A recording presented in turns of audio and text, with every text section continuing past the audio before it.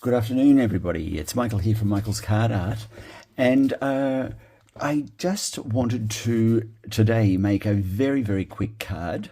I have made this one before, and I did post it on my Instagram site at Michael's Card Art.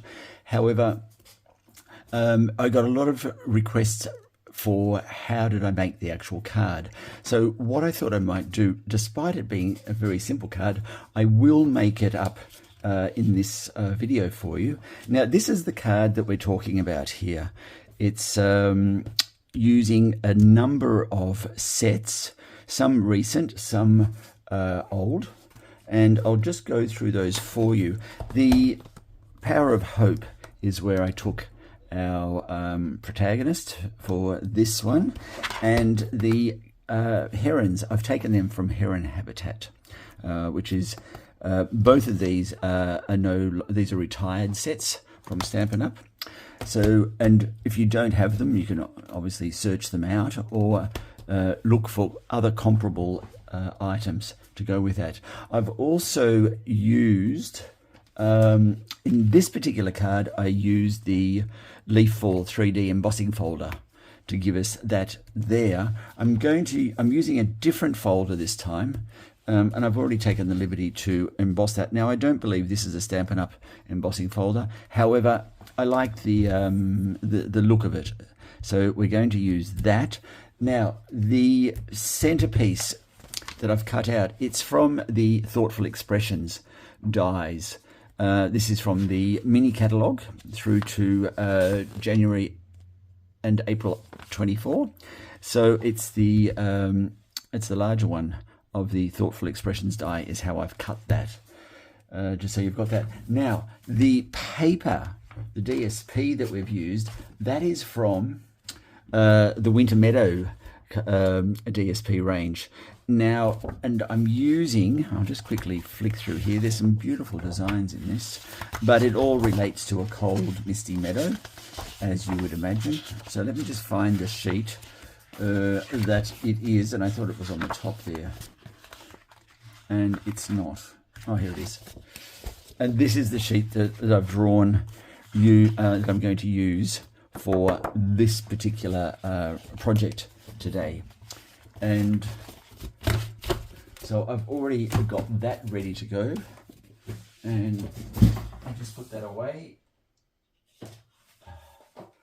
Okay. All right, so they're the sets and the embossing folder. Okay, I can get that put away. So, as I said, it's going to be a quick card. I've got something else that I need to do tonight, but I wanted to get this out because I do like the actual, how it's come up very much myself. I'm just going to grab a piece of Cajun red, which will be used, there it is there, yes, as the backing board. Now, I'm just going to quickly cut that. So it won't be a sec. 21. Oh, I've got so much paper over here. I just ordered a new selection of DSP. Like I don't have enough of it already. Okay, and here's the backing card here. Now, for those of you who are familiar with my work, you would know that all of my single fold cards, the base card is always 12 and a half by 10 centimeters, and the base card is always 13 centimeters by 21 centimeters, and then I score that at the 10 and a half mark to give us the fold. Right, so I'll do that now and just get that into place. Boning folder to the fore. Okay. All right. And I'll just go around the edges because I notice there's a couple there where the blade of the cutting board has come through. Now, I think this one is going to be a bit larger, so I'll need to address. Oh, no, I don't. I tell a fib. I said all of mine are 12.5 by 10. In this case, I had to cut this one down a little bit smaller because there was some little imperfection on the embossing folder. And I'll just quickly cut this down now, just so it's done. And that's finished. Okay.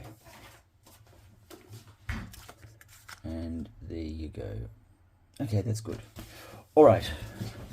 First things first, finding the piece of DSP or the image of the DSP that suits the card layout. Now in this one here, you can see I've got the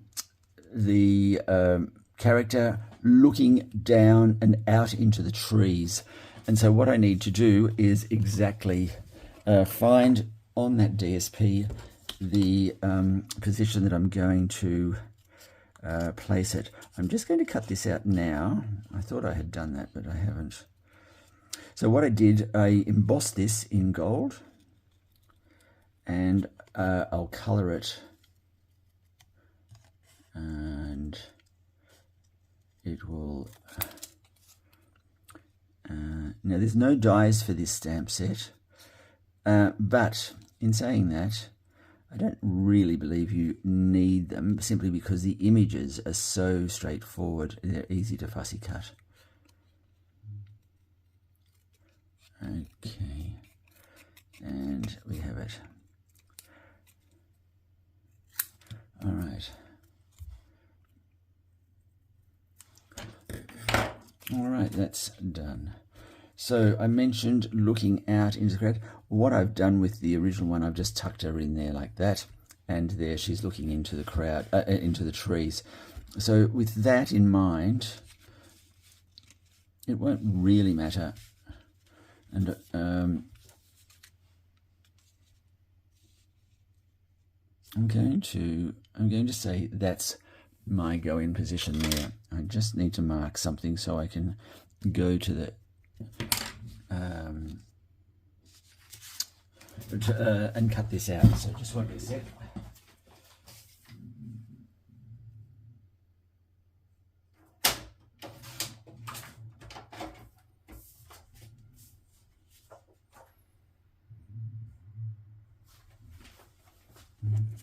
Just checking something there.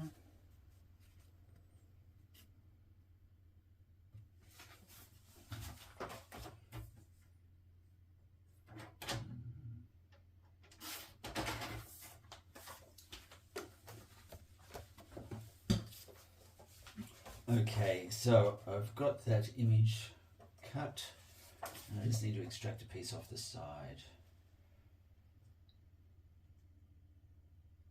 And there it is there. Okay.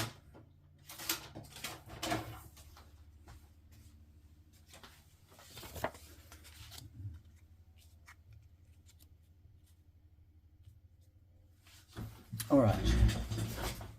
So what I'm going to do there, just remove that pencil line. Okay. All right. And that will be placed or glued there. And let me just check that one more time. Okay, that's good.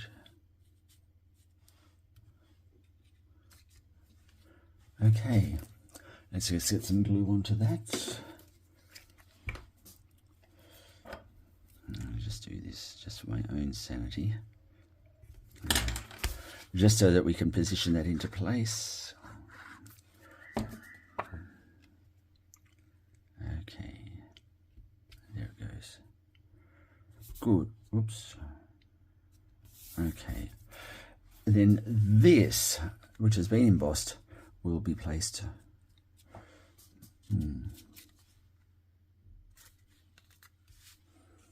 Will be placed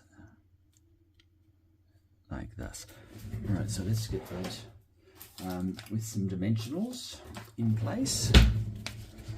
Now, here we go.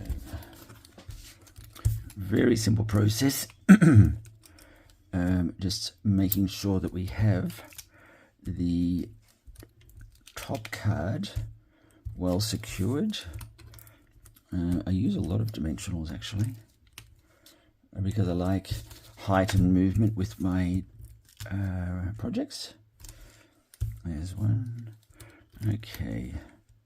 I did place an order the other day and I think I've forgotten to add the dimensionals, but all is not lost. Yes, one there, and it may need to go like so, and just one more like so. Okay, let's take those off.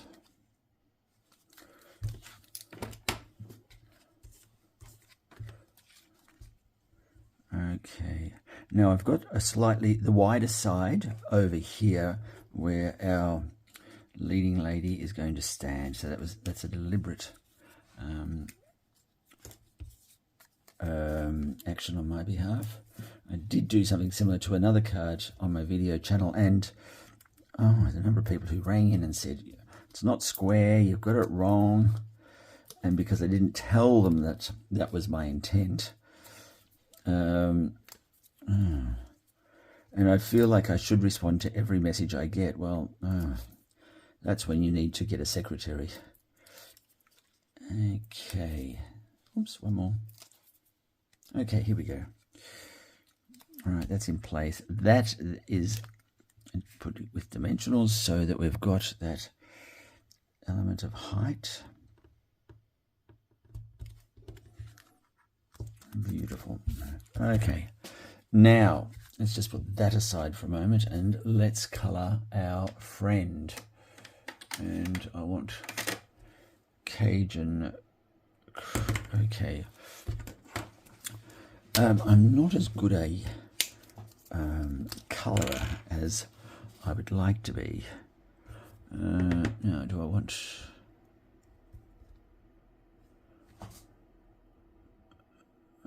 is it cherry cobbler? What is that colour? No, it's not cherry cobbler. I've just for a moment had a Cajun red. Okay. Now, let's go. I'm going to start with the light, and I'm just going to do a stroking motion, and that stroking motion will be up and down.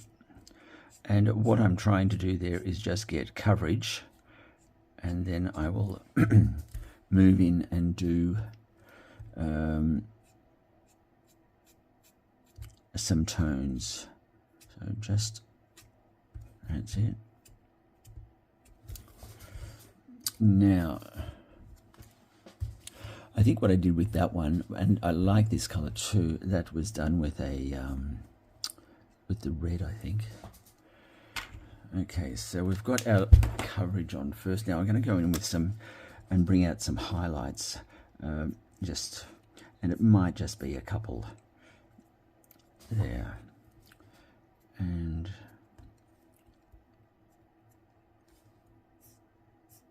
just so that there's some texture in the back of the dress, and then I'll finish off with some more of the, here we go.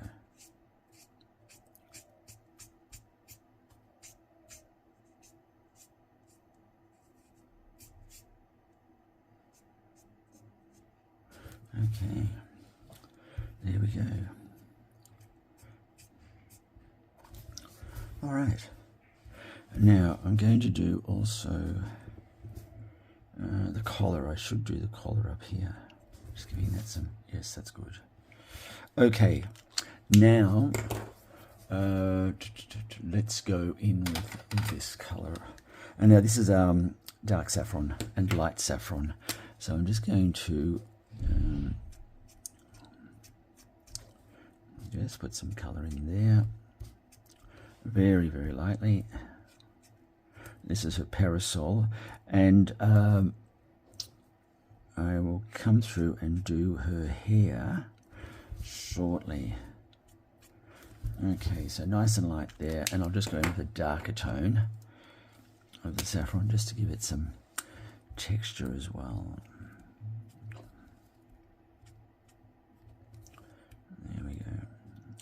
might do each second area slightly darker, just to give it a little bit of element of interest. Okay, I think that's fine.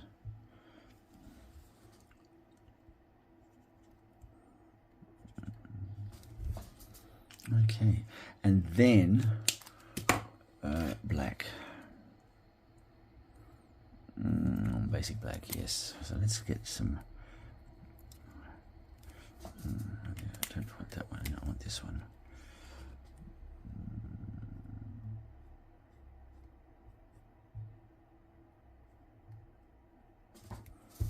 Okay, and there's her hair. And that's done. Alright.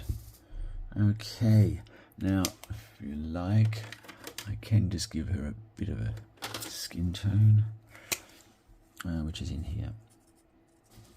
Alright. Okay, so that's done. I'm going to just take a little bit more white off here.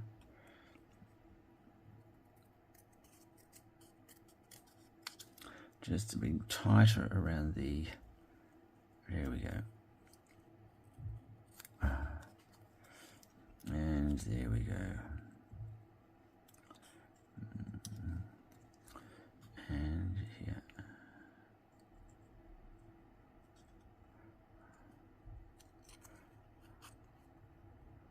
Okay, and I'll just take this down here.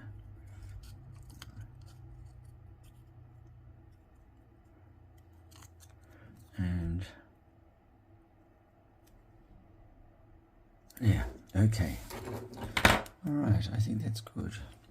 Do I need that to be darker? No, I think that's fine.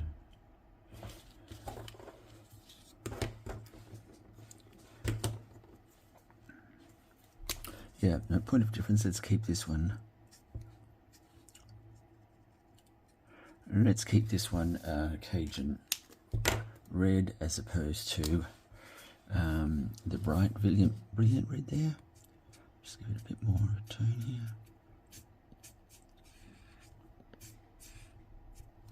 here. Okay, I think that's fine. Excellent. All right.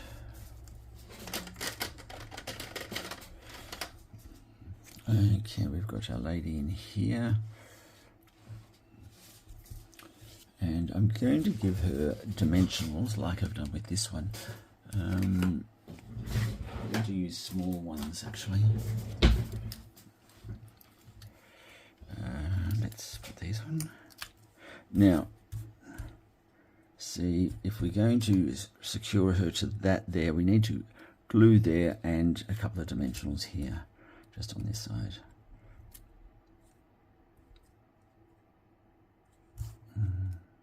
Yes, and that way she will sit evenly on the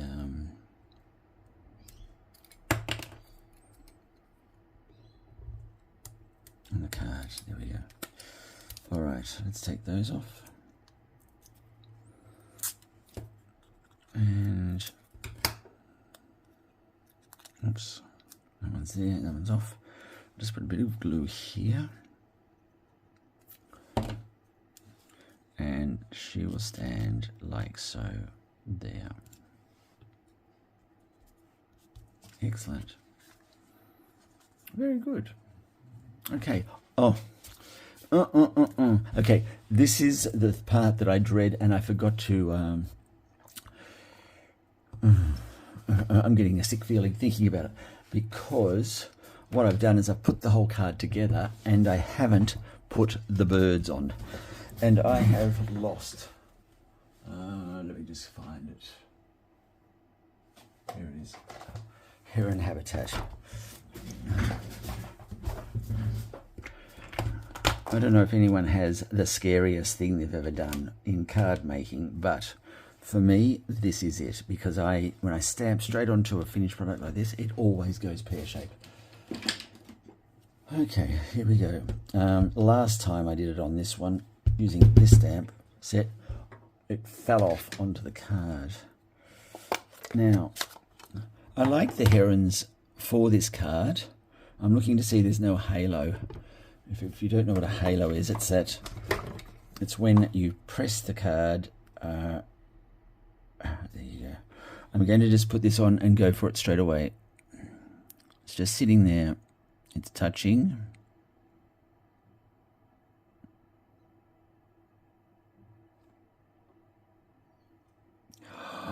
Voila. Thank goodness for that. Okay, so we've got our herons on. The halo is that piece of ink that comes around there, and you can always tell if somebody's got a halo on their cards because you can't miss it. You can just see it. It's the outline of the outer stamp. Okay, so the gods are on our side. No halo. Now let's bring the colour in here. All I've done is find a message and I've gold embossed it. Now I've put it across like this. In fact, what I did was I put it across there so you don't have that, there's no opening there. So I'm going to just, first of all, what I need to do is find a sentiment that I'm going to put on there. And I use today as a day of new beginnings, but let's see what else we've got here. Just very, very quickly. I don't think it's a birthday sentiment. And in the interest of time, I'm going to use the same one. Now, let me show you, for those who aren't familiar with gold powder, powder embossing. When I started out about 12 months ago, I thought you could just use glue. And I'd put the glue on and then I'd put the powder on and, well, you know what would happen there. But so let's show you the process. So there are our sentiments there. Okay.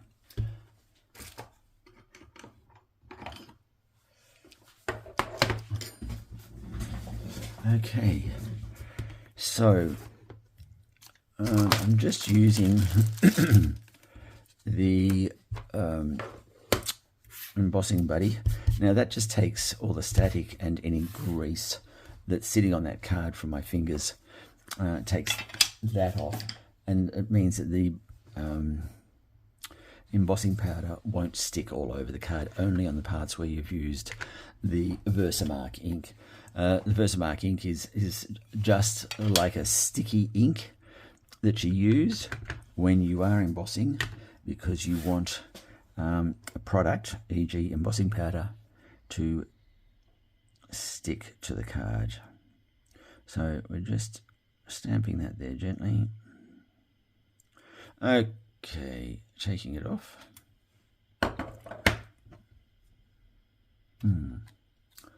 Okay, is that level? Well, we'll soon see. It's not, but there has to be something that's not perfect about your creations, and I'll take that one. Now, what I'll quickly do is get my hot gun out and quickly emboss that. There it is. Okay. Now I'm going to inset the embossing powder.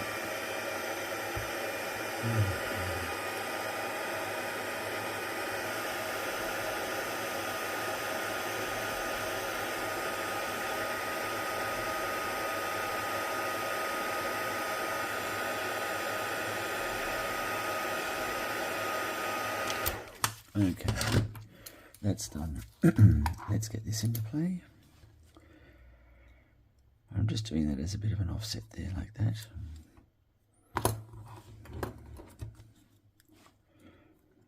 Okay, and I'm going to just be careful that it can, just let it set. It can smudge if it's touched too soon after the drying.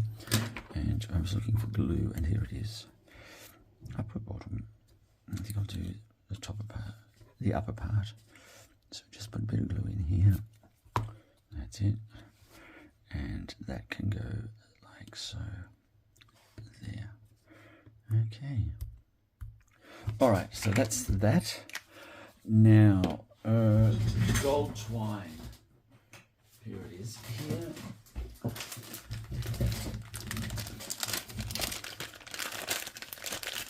Okay, oops. Now, I just need a small amount of that. Picking up my fabric snips. Okay. And this is just the gold Stampin' Up! Twine. Fabulous stuff. Alright. Now, to try and be a little creative with our loops. Not tying was never my strong point. I could never have gone to Boy Scouts, Girl Guides, whatever it was. I don't think they would have had me. Okay, so what we're going to do to adhere that, because I do want that to poke out. Well, I don't mind if it pokes out top and bottom, and it's really, and that does look quite. Okay, I've got it. And I need some small ones. Where are they? Here they are. Right. So what I'm going to do is there we go. And this one will go here. And this will go into which shape?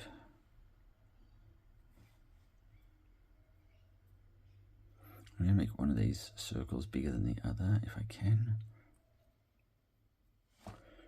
Okay. And what would that look like there, like that? I'll get some.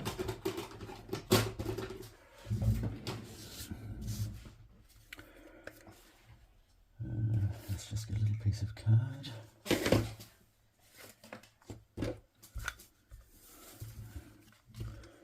I just like to. Okay, it's working.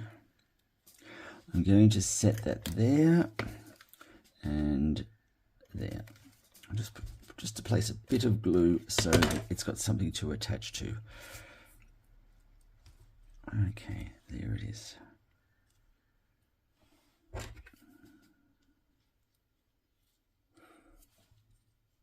Okay, let's bring that one and make it a bit bigger. There we go.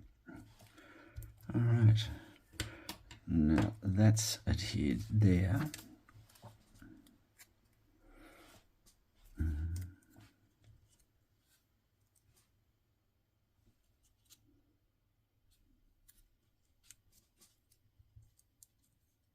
That's good. And what I'll do, just to add a little bit more security to that twine, I'm going to put another one of these on, and it will sit right here. And just lift that up there. That's right. Okay, and then that will go there, just touching it. There we go.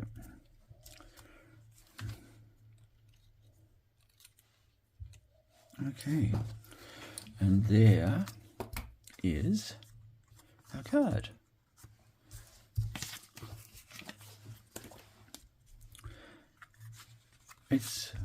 I like it. I like it a lot. And just so that that sits better, I'm just going to put another under there.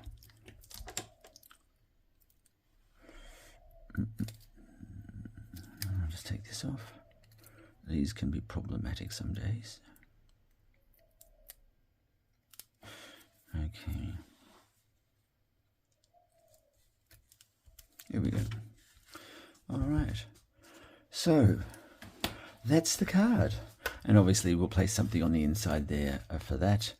But the way I see it, this card is she's looking out and over the forests, and there's her spirit. There's her new beginnings taking flight as she faces the next chapter. Anyway, that's my story. So I hope you learned something. I hope you've enjoyed that. And most of all, I hope to see you next time on Michael's Card Art. Thank you for your time.